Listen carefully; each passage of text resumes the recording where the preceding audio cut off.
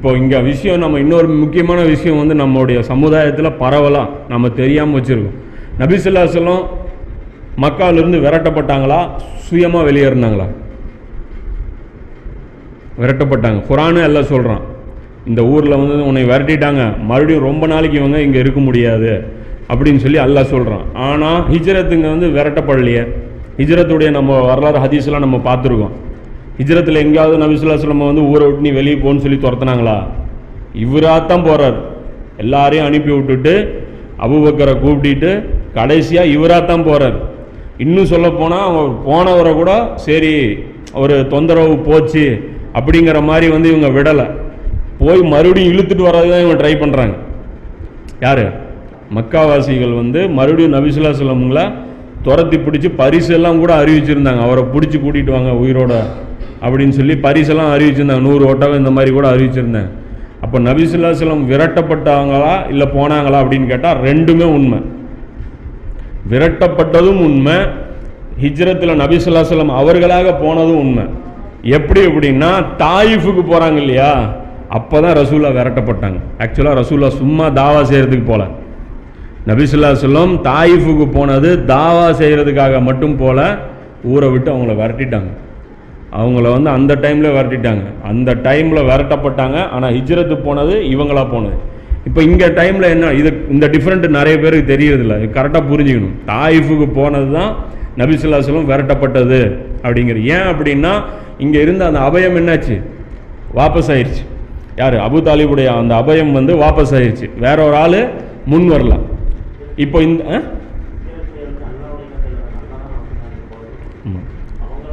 விரட்டப்படலை அது அல்லாஹ் ரசூலுல்லாஹ் எதை செஞ்சாலும் சுயமாக செய்ய மாட்டாங்கிற அது டோட்டல் பொதுவாக விதி. நம்ம ஏன் அதில் போகணும்? ரசூலுல்லாஹ் சுயமாக செஞ்சாங்க. விஷயம் என்ன அப்படின்னா மக்காவாசிகள் விரட்டினாங்களா, பயந்து போனாரா, உயிரை காப்பாற்றுறதுக்கு போன மாதிரி சொல்கிறாங்க. பயந்து போன ஆள் இவர் கிடையாது. அதே மாதிரி விரட்டப்பட்டதும் இது கிடையாது. இந்த சம்பவம் விரட்டப்பட்டது கிடையாது. ஹிஜ்ரத்து செஞ்சது வந்து விரட்டப்பட்டது கிடையாது. இது ப்ரீ பிளான்டு டிரான்ஸ்போர்ட். அது ட்ராவல். அது ஒரு மேட்ரு கிடையாது. இங்கே தாயிஃபில் வந்து என்ன நடக்குது அப்படின்னா நபி ஸல்லல்லாஹு அலைஹி வஸல்லம் தாயிஃபுக்கு போகிறாங்க. அதாவது இங்கே மக்காவில் வாழ முடியாது. மக்காவில் அபயம் கொடுத்த ஆள் வாபஸ் வாங்கிட்டார், போயிட்டார், மரணிச்சிட்டார். இப்போ இவருக்கு வந்து அபயம் கிடையாது. அப்போ அந்த நேரத்தில் நபி ஸல்லல்லாஹு அலைஹி வஸல்லம் போகிறாங்க. நேராக போய் சகீஃப் கூட்டத்தாரிடம் அவர்களுடைய தலைவர்கள்ட்ட போய் ரசூலுல்லாஹ் இந்த தாவா செய்கிறாங்க. இது மாதிரி எனக்கு அடைக்கலம் கொடுங்க, என்னை வந்து இந்த ஊரில் வந்து வச்சுக்கிங்க, எங்களை வந்து என்னை பாதுகாத்து ஹெல்ப் பண்ணுங்க அப்படின்னு சொல்லி ரசூலுல்லாஹ் போய் உதவி கேட்கறதுக்கு தான் போகிறாங்க. உதவி கேட்க போகும்போது யார்கிட்ட கேட்குறாங்கன்னா அப்துல் யாலில் அப்படிங்கிற ஒருத்தன், 3 பெரிய கிளையுடைய தலைவர்கள் இவங்க. அப்துல் யாலில்ங்கிற ஒருத்தன், மசூத் அப்படிங்கிற இப்னு மசூதுடைய அப்பா, அவர் கிடையாது. அந்த மசூத் வந்து ரசூலுல்லாஹ்வுடைய மரணத்துக்கு, அதாவது நபி அவருக்கு முன்னாடியே அவர் மரணிச்சிடுறாரு.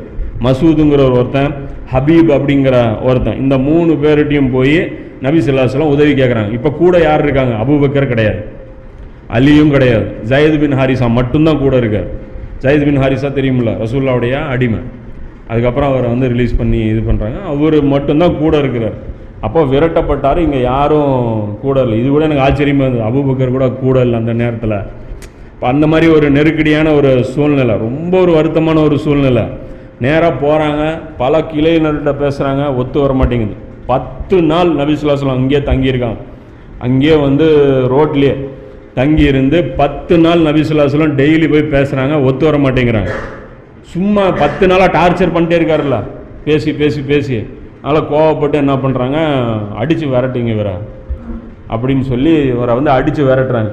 எந்த அளவுக்கு அடித்து விரட்டுறாங்க அப்படின்னா 5 கிலோமீட்டர் வரைக்கும் கல்லில் அடிச்சே விரட்டுறாங்க.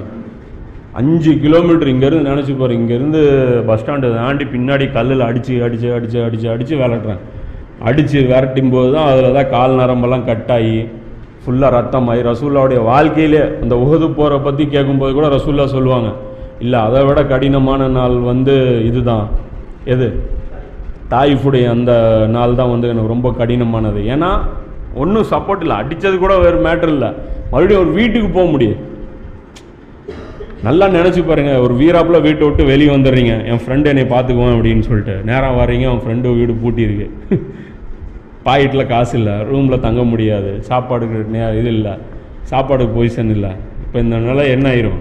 இப்போ அப்பேற்பட்ட ஆளுக்கும் உறுதி குலைஞ்சி போயிடும். 10 நாள் நபி ஸல்லல்லாஹு அலைஹி வஸல்லம் தொடர்ச்சியாக முயற்சி பண்ணுறாங்க, ஒன்றுமே பண்ணல. அதில் அடித்து வர இப்படி துரத்துறாங்க.